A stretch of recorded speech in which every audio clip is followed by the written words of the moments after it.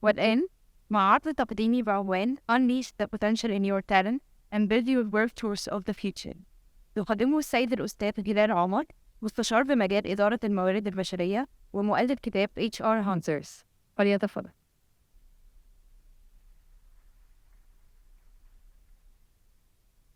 Good afternoon.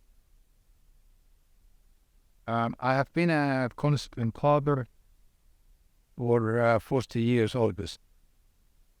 And I live by constant is my eldest son is 39 and my youngest is 3 and currently grade. I've always faced challenging questions and weird questions when I applied for my little son at the nursery. Usually the receptionist would ask me or ask my son, does he like ghetto? And I say, I'm not ghetto, I'm the father. Then I go and meet the admission supervisor. Ask me, why am I applying for my grandson? I say, I'm not the grandfather, I'm the father. However, from applying to nurseries, I've learned a lot about the abilities and characteristics of animals. We have the lion who enjoys risk-taking. You have the spider who enjoys the planet, and so on. And this is very, very similar to real life. We have different characteristics, different abilities, and we have to use that in this.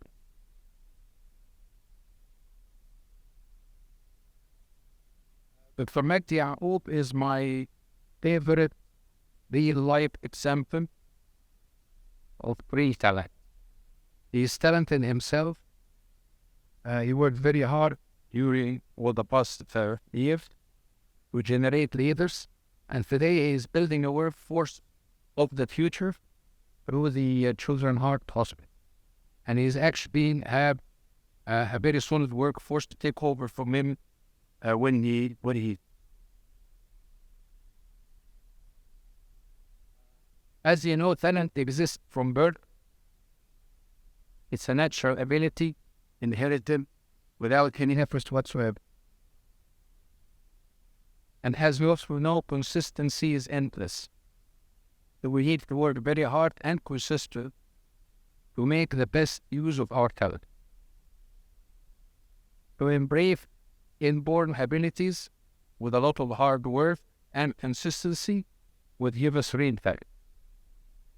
Kulthum, of course, is an Egyptian singer, very famous. He stayed talent as a talent for 60 years. And even she passed away 50 years ago, is still considered his talent.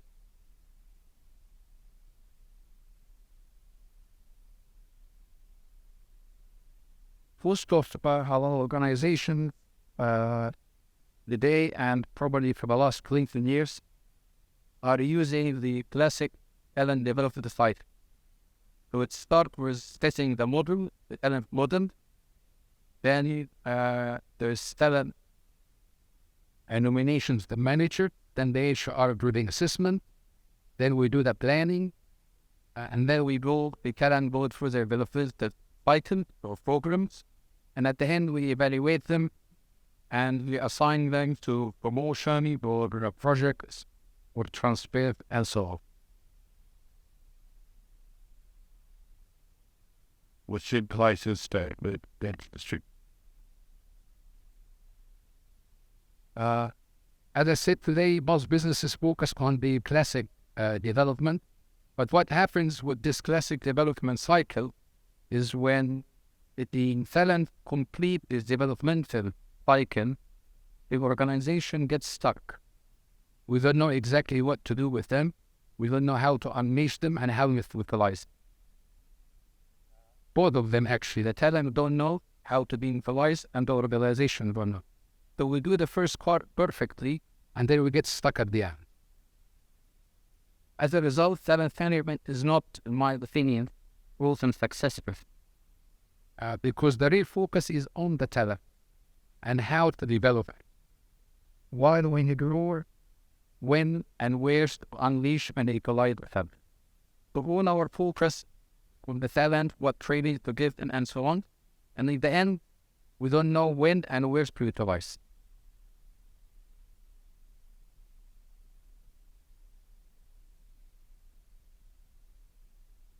That's why I thought lately of a way to unleash and utilize the talent, to focus on the where and when. We already have a good classic developmental cycle. We need now to focus on the where and when. So I had a box just before the normal cycle called business effect. We can name it anything, but I call it business. Well, if you start with the when first, anybody knows opening?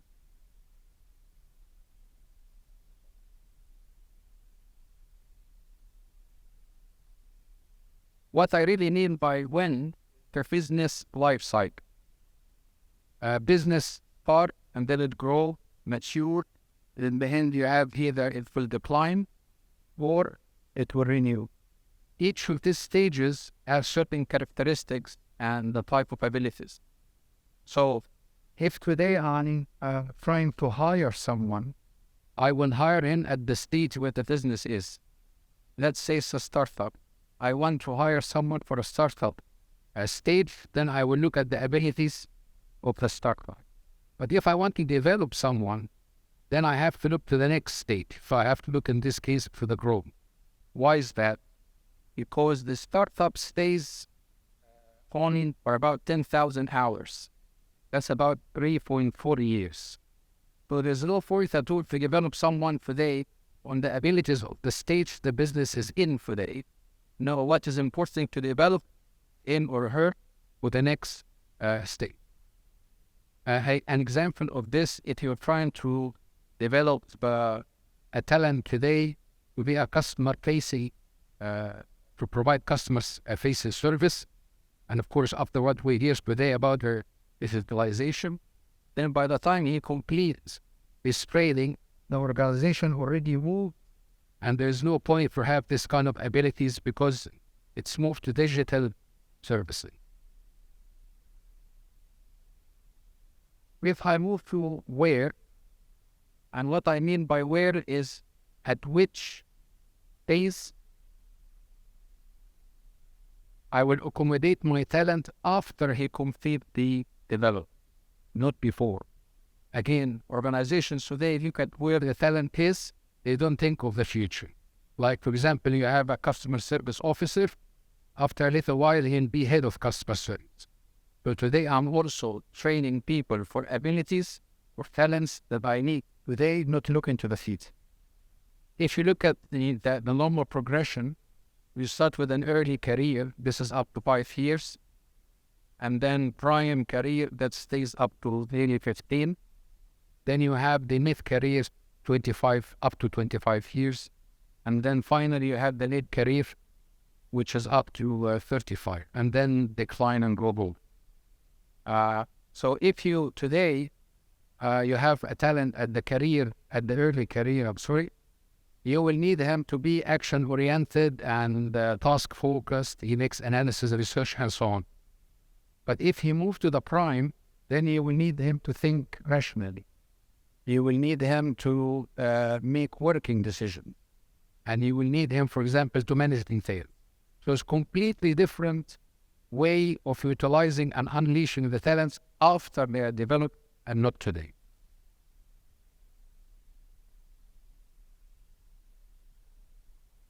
As a Fahmy, of course, is one of my favorite as a talent. He is the, I'm sure you know as a Fahmy. So this is, for example, if a business know that the next stage will be maturity stage, and the talent knows that the next career move will be prime. So this is the kind of abilities and talents we will be looking for, or this is some of the abilities and talent that we need. So this is what we need to look at, of course, beside the midterm strategy. With this, you can have the development model, the assessment, the training, the developmental programs, all based on real abilities that we need in the future and not today. After he complete the the developmental cycle. What is the payback for that? For sure, realistic talent modeling and strategy, because you already have the real abilities that you need in the future. Closer match to future needs and best utilization possible. More accurate talent selection, especially external. Succession will be easily combined with talent, because the system now in the HR modeling is you have a talent management system and you have a succession planning. What I'm introducing today may make a real integration, because I know exactly where I'm going with the succession, so I can actually build my abilities based on that. Cost effectiveness for sure, because I'm spending a lot of money, and as Mr. Walid said, we're spending a lot of money to develop people, and in the end, they are not utilized or unleashed in the right place. Better building, of course, of assessment models, talent programs, and so on. This is some of my solutions or tools, maybe to prepare workforce for the future, which is the second part of this short presentation. Today, most of the banks and most of the organization industries are working based on functional organizations, geographical organization by product. And I think today, for the next 5 years or maybe even 10 years, we need to move or shift towards matrix or project organization, because this kind of organization will suit the global dynamics that we are facing today. You will give your talents or your workforce a multiple experience. He will be able to deal with different functions at the same time. And he will be able, through this project organizations, is to deal with problems in actually a different way. Prepare your talents for constant business and HR strategy changes. We are used to, again, to 3 years strategy, 5 years, 10 years. I think today it will be like 6 months strategy. Changes so fast. So you have to get your people involved in setting and amending the strategies all the time. Enforce data-driven decision. Of course, we heard our experts today talking about that. But the only thing I want to say is, in my generation, which is the XXX generation, we used to depend mainly on our experience. But today, it's really data and analysis at all times. It will give you the ability to make the right decision. Before, it used to be more of a feeling, but today it has to be through data. This point people will not like, but this is life. You need to focus on the core functions. There's nothing called the whole industry the same. If you work in a pharmaceutical industry, you have to focus on pharmacists. You work in banks, you need to focus on retail, corporate, treasury, investment. Yes, we are all important as HR and finance and management, but we are not as important. I have to admit this. I've lived my life in HR. We are not as important because they are the money makers. They are the money makers. So we need really to reward them differently than what we reward the rest. We need to focus on them, plus the others, of course, but you know what I mean. 86% of employees, they want to be assessed and measured by value and not volume. This is, of course, a change. This is the Harvard Business Review. This is a change in direction, because usually different industries or banking industry, we assess people by the volume they bring. Let's say how many new clients you're bringing, and at the same time by value. But 86% from the market, I guess this is an international market, they are more geared towards the value and not the volume. So we need to revisit our business strategy. We need to revisit our performance management system. Generation Z will look for a job that is driven by diversity. This is absolutely true, and some colleagues have just talked about this. I think we need to change our direction regarding the organization branding. So we need really to show our organization as driven by creativity and new ideas and global diversity, internal diversity, and so on. And speed to client, of course, on all fronts, but let me try to focus here on recruitment and training. With recruitment, look at recruitment from a broader lens. When we think about talent, we always think about young people. It's absolutely not true. You can go for talent on part-time basis. You can go for talent people retired. You can go for, as I said in the example, the ladies who looked after the children and now they want to come back to work. You can use the ability that you need from this person. You don't have to have a talented person that will help you everywhere. No, you can hire 4 or 5 talents from different ages, retired women and so on, for that purpose. You want him to fill this area that is gray at the moment. Of course, look at the diverse team and how to get your people engaged. With the talent development, again, upskilling and reskilling used to be like a strategy. You develop your people, you upskill their abilities every 2 years or 3 years. I think today it should be once a year. Yes, it's more expensive, and yes, it will take a big team to do, but for sure, this is what we need today with all these global dilemmas and economic situations we are faced with. Training through technology, of course, a very important point, especially to focus on topics that was not covered before. You know, how to deliver value through speed, how to set your plan very flexible, how to introduce or deliver products with very limited timelines. This is very important for us to look at.